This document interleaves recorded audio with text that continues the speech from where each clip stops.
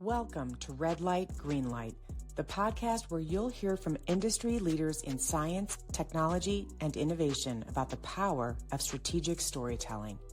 With decades of experience, our guests will share their own insights and real-world stories to help you avoid red light barriers and ignite green light solutions. From the Zoom room to the boardroom. In each episode, we'll corkscrew downward into the guests' personal experiences of challenge and success, highlighting strategies that turn complex ideas into clear, compelling storylines for stakeholders.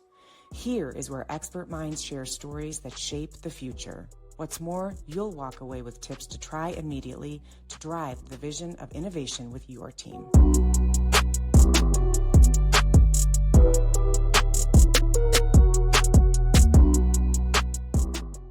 Hi, everybody, and welcome to Red Light, Green Light, the podcast where we bring you incredible guests in science, technology, and innovation to help you understand kind of what's under the hood, right? When we're thinking about red lights and green lights, we're thinking about how to get our audiences to action.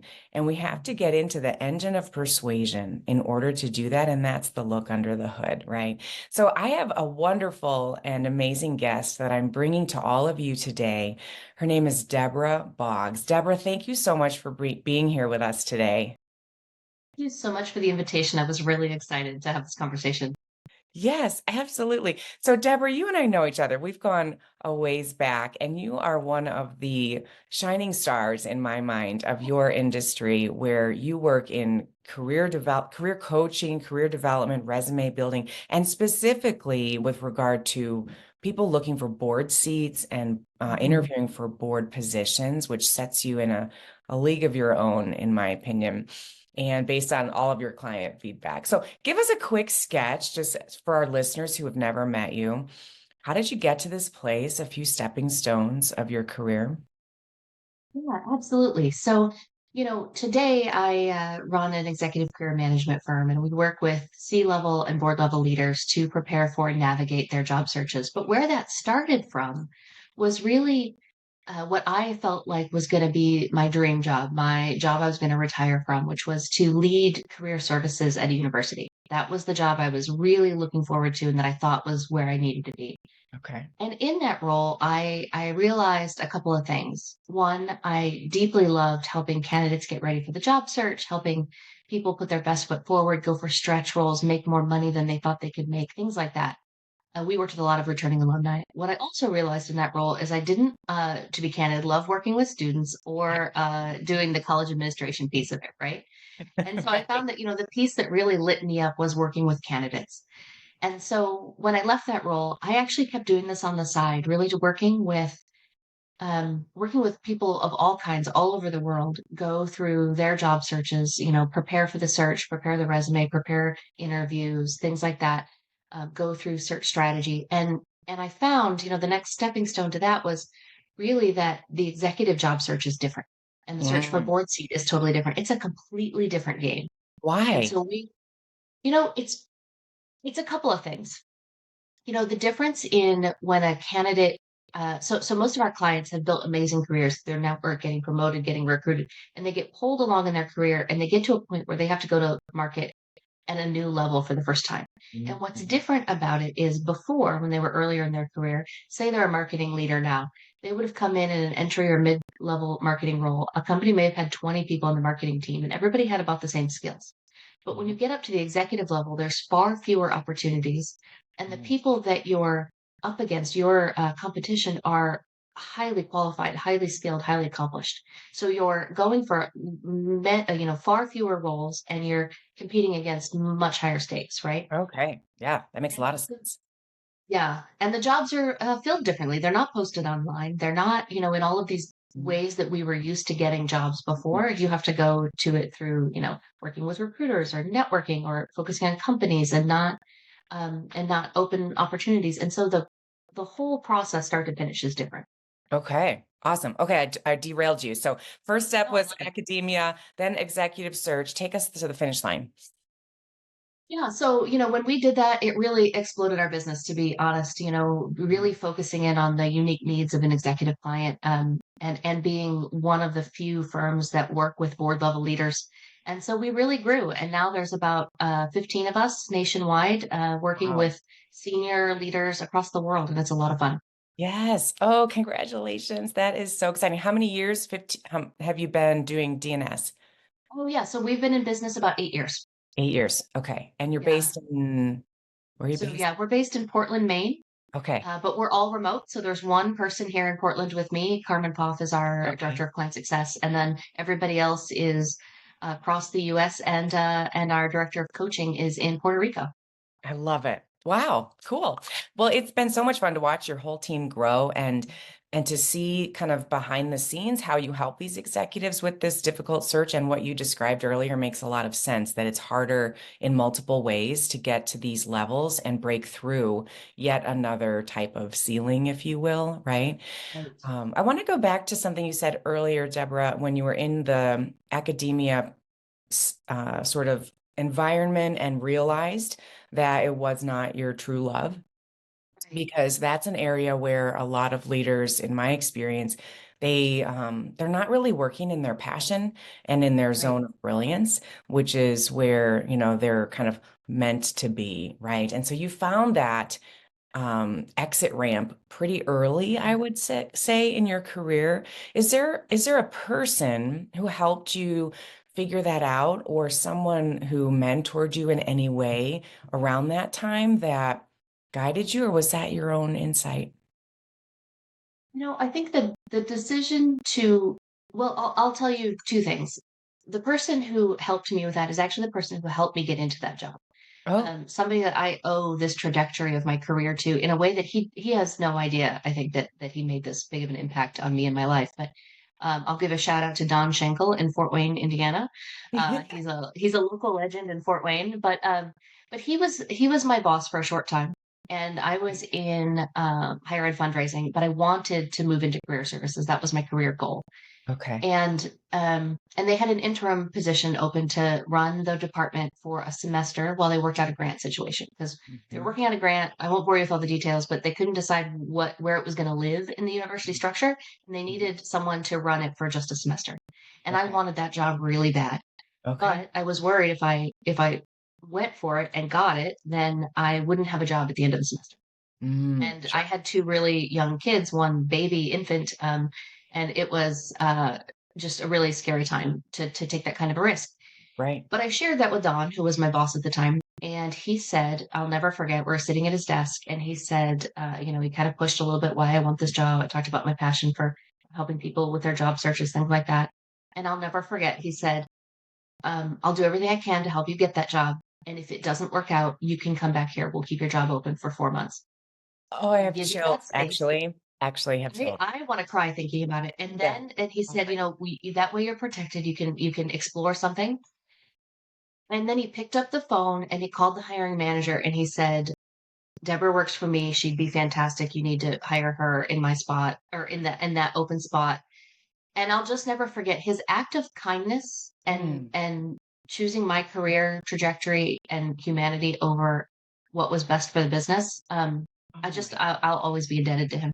Oh, Deborah, I am so glad I asked, because what an awesome story. I think we all have in our pasts this person, Yeah. this Don, that Yeah. has helped us in a way that they never maybe even intended to or knew that they would, right? But that is the core of leadership in business, is getting to the person and Mm. understanding their desires and needs. And what a gift, what a total gift to help Was you a complete gift. I see. mean, for my family, for everything, the trajectory Oh, of my career. I think all the yeah, people we've helped since then was because of his act of kindness and humanity.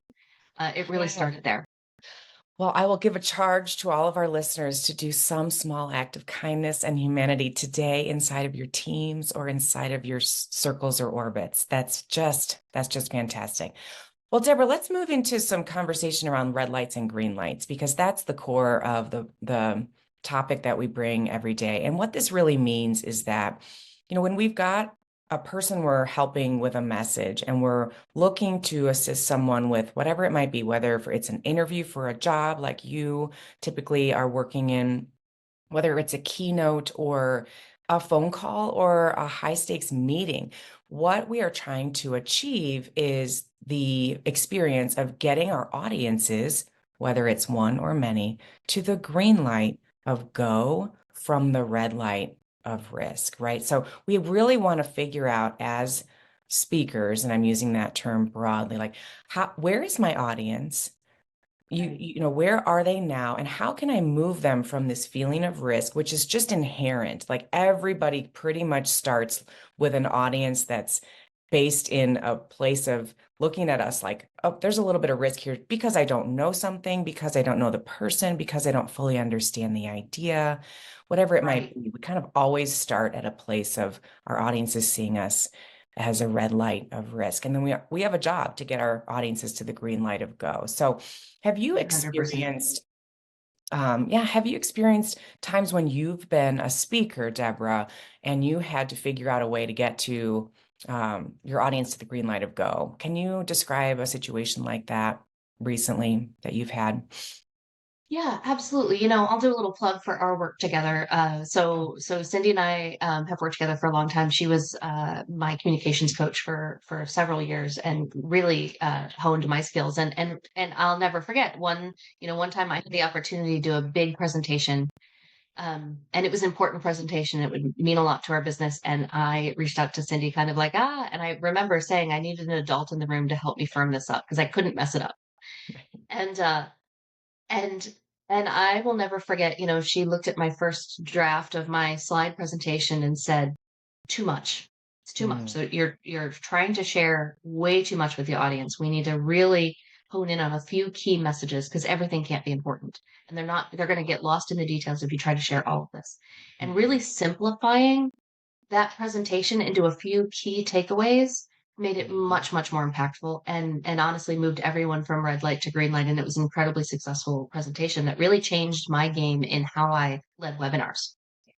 Awesome. So it was the content smushing or, weeding out that helped get the audience to green for you and in amongst other things. But that's a huge one, Debra. So you're not alone, and anyone listening, you're not alone either if you can't figure out how to get rid of a lot of content in the middle because we just have so much knowledge that we want to share and so much excitement around it. It's Yeah, completely normal.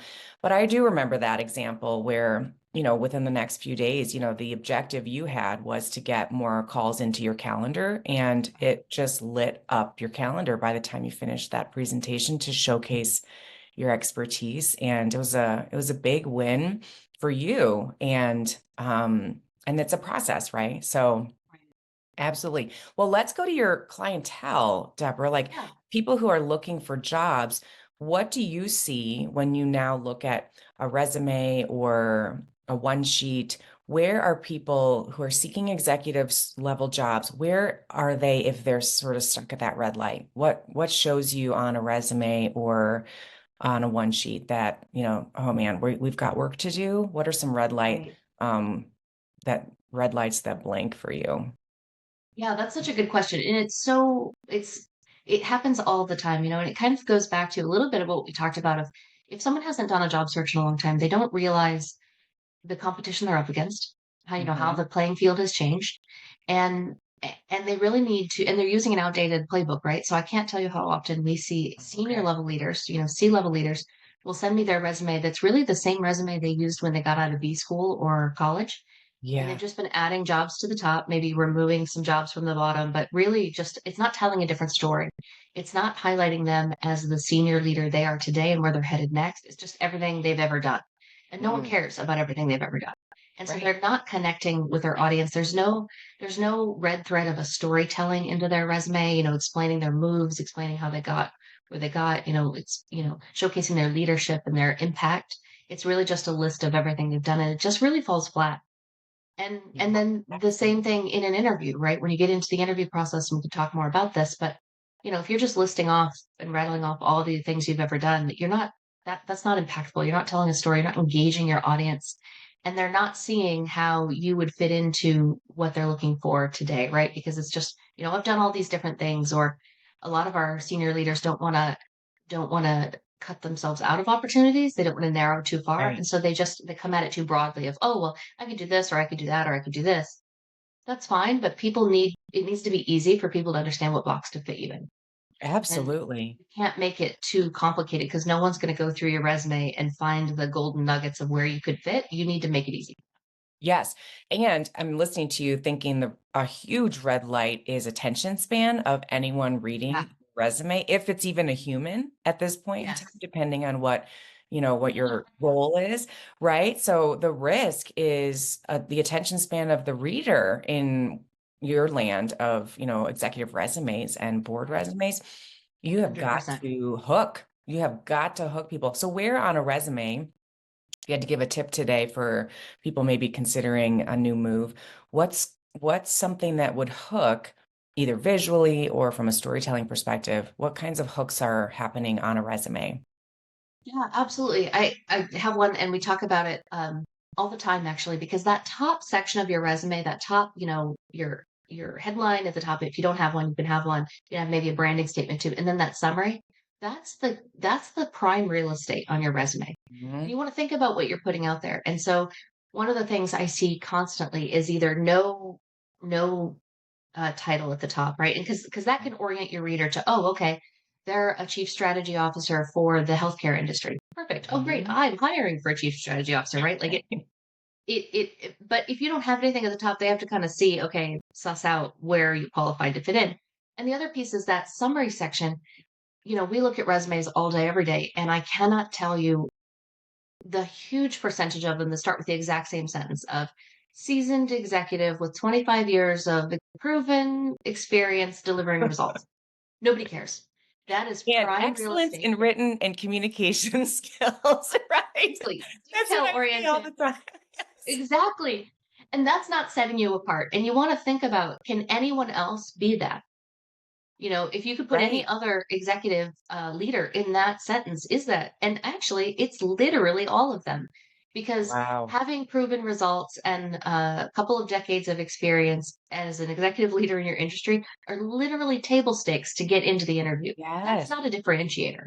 Right. I was about to say differentiation is Right. getting people is your green light path, right? You have got to differentiate your resume with like this means like juicy word selection. Like you have got to go sit down and figure out your special sauce and find out how you can bring it to life on paper before someone even meets you.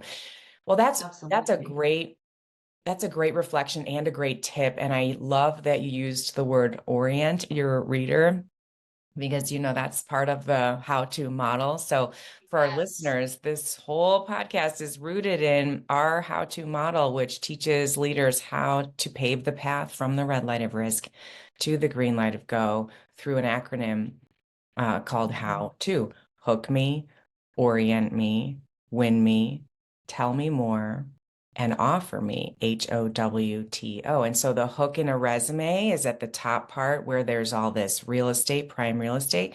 You have to orient with juicy words, win them Mhm. over with a great kind of purpose statement or summary, it sounds like, right? And then if they're going to Yeah. read further, that's your T. Tell me more. Tell me more about the details of what you've done. And the O for offer me, what I would suggest is the email. Can I please have an interview or can I apply? That's kind of the action of Right. applying. Yeah, So that offer is getting that next step of that conversation. yes, absolutely. Well, if you could look at your industry, Deborah, let's shift over to kind of, you've been doing this a long time. You've got incredible expertise. You've seen thousands of Yeah. of resumes and professionals come through your doors. Many of them are men, but I think majority right now anyway are women who are seeking other Yeah. roles, but you service both, Yeah. service anyone. So tell us more about the tea leaves. What are you seeing as we go forward into the Yeah. next 12 months? What are some big trends? I know you go to conferences and you're really on the pulse. So what are your some insights that you're noticing that could help audiences listening today? Yeah, absolutely. So, a couple of things. One of the things that's on the top of everybody's mind right now is AI, and the Mhm. idea, of using ChatGPT and things like that. And honestly, ChatGPT and other AI chatbots like that can be incredibly powerful tool for your job search, even at the executive level. Mhm. But if used correctly, right, it should not be writing your content. Right. Because again, it's going to write the content that could be about you or anyone else, and it's not going to hook your readers. But what it is helpful for is if you're making a career change and you say, okay, what are the metrics that are most important in XYZ industry, things like that. You can use it for questions to help craft your story. Mm. Again, you don't want it writing for you, but it can be an incredibly powerful tool to help you with the research piece. Maybe Right. finding competitors of different companies, if you want to start, looking at different company options and things like that. So Mhm. that's one of the ideas. And then the other thing is because of the prevalence of ChatGPT and AI things and all of these tools available, the humanity and the really connecting is going to be even more important, right? And so Right. when you're in your interview process, going through every stage of the process, really being the right culture fit for someone, the right chemistry is incredibly important because those Yes. soft skills of communication, of likability, of are you someone Yeah. someone wants to work with, are going to be so much more important than just the hard skills of do you have the expertise to do the job? Because again, that's table stakes to get in the door. Right. Right. Uh, Well, it we have a seems to me client. that, Oh, sorry, go ahead. no, go ahead. No, you're fine. Sorry about that. I just It's was going to okay. say we have a client recently who just signed an offer, and he was looking to. He was.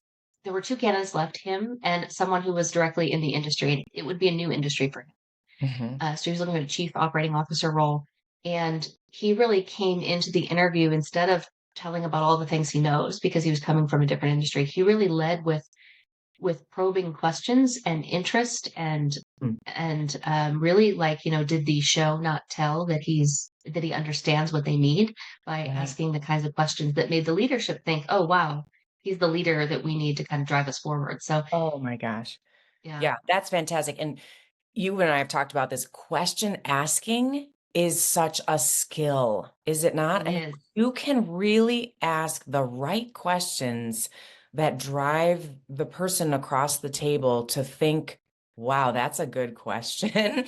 And that was pre-thought. It's not canned or vanilla. And that can change everything. Folks, you can really show your smarts if you ask smart questions that are well worded and demonstrate your own strategic thinking. And you can also win in question asking when you can ask one question instead of two or three, because you have already whittled it down and you really want to get to the heart of what you're Mhm. looking to do. So it sounds like that's something this individual had. The other thought I'm Yes. having right now too, Deborah, is can you talk a little about storytelling in interviews? Because that's really a differentiating tool for people Yeah. when it comes to the interview process. Like you get the interview, now it's time, now it's showtime, literally and figuratively, right? It's time to show what you know. And one of the Right. areas, we certainly help folks with is condensing those stories to make them bite-sized, but to Right. make them really pack a punch like protein powder, right? Like we might not have all the water in there, but we've got all the goods, and that's all that we need in that little finite period of time. So, talk a little about storytelling and any tips or observations coming up for you right now. Yeah, absolutely. As you're preparing for interviews, you want to think about the key skills that a company is looking for, right? Or the key skills you're going to need in that role. And then and then really map out a few accomplishment stories that highlight you in action, right? Mhm. Delivering results, whatever it may be. But you want to write out those accomplishment stories, not to memorize them, but to remember so they're top of mind. And then you have a very clear, concise message to share that highlights how you did something, showcases your expertise without going into all of these details or having to think on the moment. And so if you have three to Right. five impactful accomplishment stories kind of at the ready, then you can have that conversation much more naturally and make sure Right. that you're highlighting all of the expertise and skills that you want someone to take away from that. Right. Right. Like write them out, practice them out loud, because Yeah. we never say out loud quite the way we think we will what is in our heads, right? Have you ever had one of those experiences? I have, where it's like, wow, that did not come out the way I wanted it to at all. And we don't want to have Right. that bumpy experience in the real interview. So getting No. your phone out or getting the multitude of apps out that can help us rehearse is a really smart move if you want to have a really stand out interview process. So Yeah. absolutely. Debra, one more question, or maybe two, but one more is, can you say a little bit about your experience of learning how to do this movement of the audience, right? From the red light of risk to the green light of go. How has that helped you in your, recent months and years as a professional? What's the What's the point of doing that? And what has been helpful? It has been so helpful. And I think about, and I know you and I talked about this offline last week or so. I gave a keynote presentation for a large group in New York last week or the week before. And Mhm. it was largely a lot of the content that you helped me build several years ago.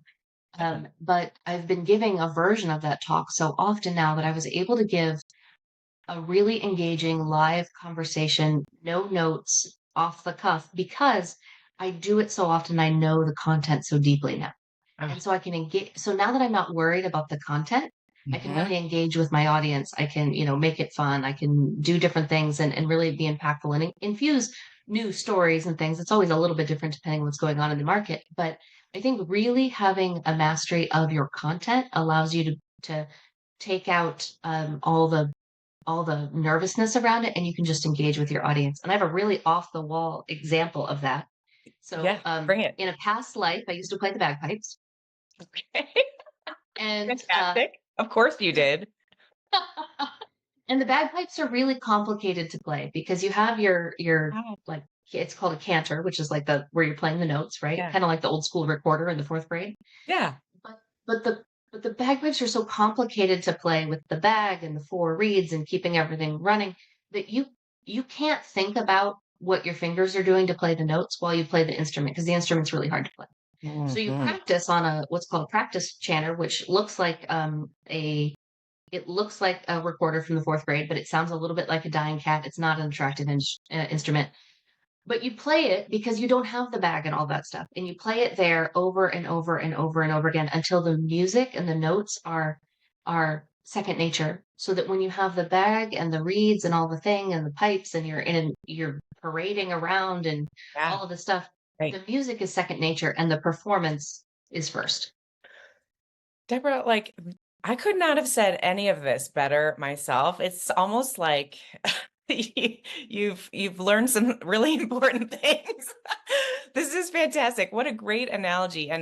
And that is exactly what message mastery allows people to achieve. And so Yeah. the feeling that comes from the message mastery of being on that stage in New York with that really high profile audience, because I know who that Uh, was, is second to none. When you can get on that stage or in front of that group or in a Zoom call and shine your light because you know your message so well that you can't get it wrong, then you right. can be really present with your audience. Hmm. And so, there's an adage, you know, amateurs practice until they get it right, and professionals practice until they can't get it wrong. Mm, I love it. There is so much truth to that and so Yes. much, hopefully, motivation for you all listening out there to get after those messages, whatever kind they are and whatever length they are, until you've Right. really mastered those. So the bagpipe analogy is perfect because your brain is doing so many things that you cannot Right. afford to not have mastered the order of the notes. And we talk a lot about music being very much like speaking, slide Mhm. decks being very much like a sheet of music, and it's all Yeah. really an art and a science, and that's what brings it all home. It's just a lot of fun to to fiddle with all the notes until you get the sound you want. Right. It is. I love it. I love it. Deborah, is there anything that you'd give our audience as like one kernel of advice that someone once gave to you that really propelled you to just seizing positivity or optimism, if there's anybody out there who's listening who's feeling down on themselves on the job search, for example? Yeah, positivity, optimism. It would be so hard to pick one person because I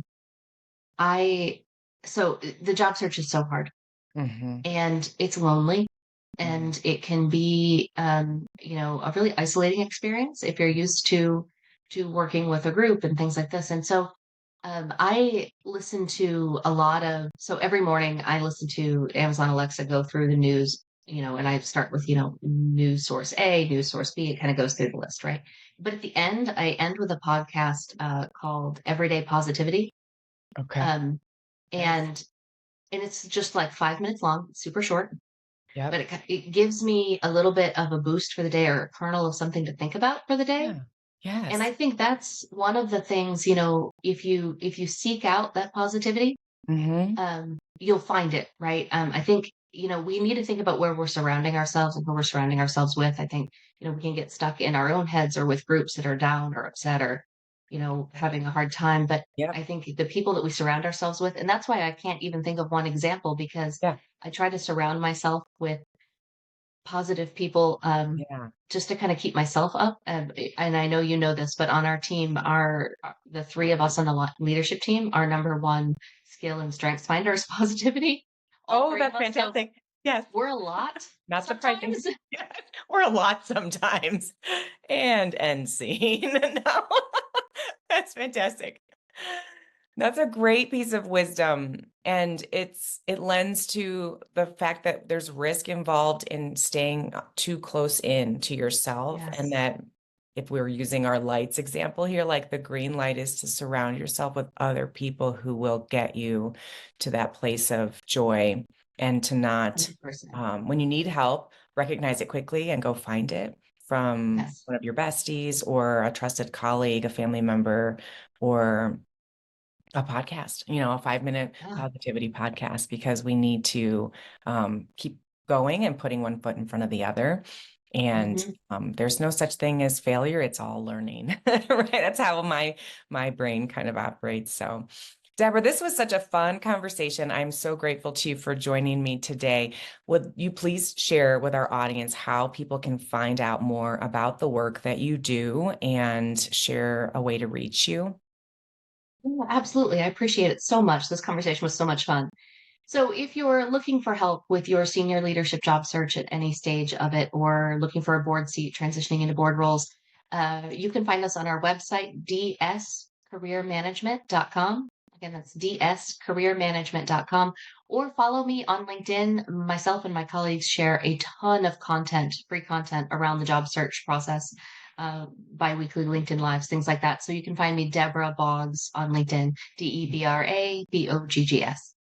Thank you, Debra. You are a light to the world out there in LinkedIn and everywhere. You do have just truly great content that you share so willingly and generously. So, everybody go find Debra. Tell her that you listened to her on this podcast, and stay tuned here at Red Light, Green Light for more incredible leaders like Debra who are going to share with you the insides of their industries and give us a peek under the hood at the engine of persuasions in their world. Thanks, everybody. Have a wonderful day. Go make a Thank difference. Bye. you.